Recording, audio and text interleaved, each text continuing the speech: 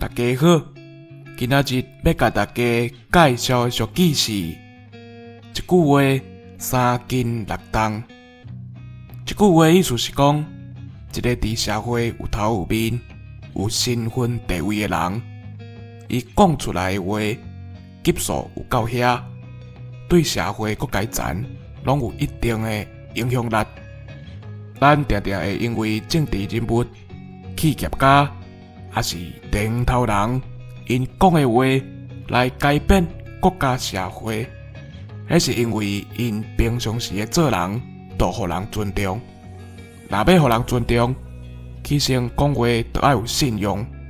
有法度做甲因为你的一句话，人会去改变，安尼就代表你的话有三斤六重咯。